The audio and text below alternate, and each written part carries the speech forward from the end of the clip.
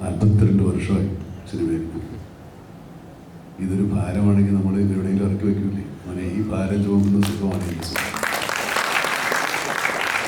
അതിന്റെ ഒരു എനർജി അതന്നെ ഈ ഒരു പറഞ്ഞു ശീലിച്ചു പോയി. ഇതാണ് എനർജി. എൻ്റെ മുമ്പിൽ ഈ കാണുന്നത് മുഴുവൻ എൻ്റെ എനർജി.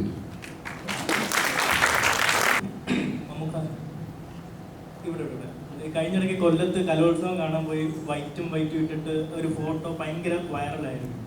അപ്പോൾ ഈ ഒരു ഏജിലും എനിക്ക് തോന്നുന്നില്ല മറ്റൊരു സൂപ്പർ സ്റ്റാറും ഇത്രത്തോളം ഇവന്റ്സ് ഓടി നടന്നു പോയി അറ്റൻഡ് ചെയ്യുന്നത്. അപ്പം അതിന്റെ ഒരു എനർജി അതന്നെ ഈ ഒരു പറഞ്ഞു ശീലിച്ചു പോയി. ഇതാണ് എനർജി. എൻ്റെ മുമ്പിൽ ഈ കാണുന്നത് മുഴുവൻ എൻ്റെ എനർജി.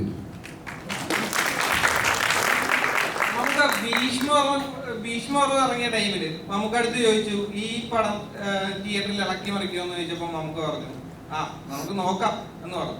അപ്പം ടർബോ തിയേറ്റർ ഇളക്കി മറിക്കും. അതിനെക്കുറിച്ച് കൂടുതലൊന്നും ഞങ്ങളിപ്പോൾ പറയില്ല. കടുത്ത തീരുമാനത്തിലാണ്.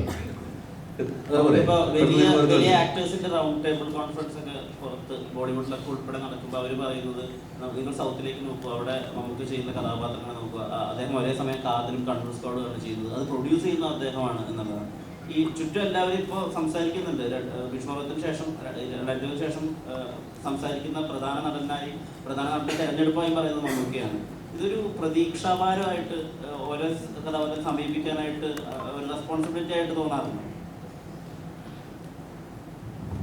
42 വർഷമായി സിനിമയിൽ. ഇതൊരു ഭാരമാണെങ്കിൽ നമ്മൾ എവിടെയെങ്കിലും ഇറക്കി വെക്കൂലേ? അങ്ങനെ ഈ ഭാരം ചുമക്കുന്ന സുഖമാണ് എനിക്ക്. മമ്മൂക്ക ഞാൻ നേരത്തെ പറഞ്ഞതുപോലെ അദ്ദേഹത്തിന് പോകാനുണ്ട്, ഷൂട്ടിംഗ് ഉണ്ട്. അദ്ദേഹം തന്നെ കാശ് കൊടുക്കുന്ന ടർബോൾ ഷൂട്ടിംഗ് ഉണ്ട്. അപ്പോൾ അതിനെന്തായാലും പോകണം. അപ്പോൾ അദ്ദേഹം ഒന്ന് പോയിട്ട് നമുക്ക് കണ്ടിന്യൂ ചെയ്യാം. ഡെവിൾസ് ഓൾട്ടർനേറ്റീവ് മമ്മൂക്ക അല്ലാതെ ഏതാനും ചെയ്താൽ ശരിയാവില്ല എന്നുള്ളതുകൊണ്ടാണോ ജയറാമേട്ടൻ? അല്ല, അതുകൊണ്ടല്ല. ആ ഒരു ക്യാരക്ടർ ഒരു വലിയ ഒരു ഇമേജുള്ള ഒരു ആക്ടർ തന്നെ വരണം. അപ്പോൾ അതിന് മമ്മൂക്കാടത്തൊക്കെ ചോദിച്ചാൽ നടക്കുമെന്നുള്ള അറിയില്ലായിരുന്നു. പക്ഷെ ചോദിച്ചപ്പോൾ അദ്ദേഹം സംഭവിച്ചു. അദ്ദേഹം ആ മനസ്സിൻ്റെ ഞാൻ പറഞ്ഞു. അപ്പോൾ എന്തുകൊണ്ടായിരിക്കും സംഭവിച്ചതും ഇതിൽ പല പ്രാവശ്യം ചോദിച്ചു പറഞ്ഞു. ഇതെനിക്ക് വേണ്ടി തന്നെയാണ്. അപ്പോൾ നമുക്ക് തുടരാം. അദ്ദേഹം പോയതിനു ശേഷം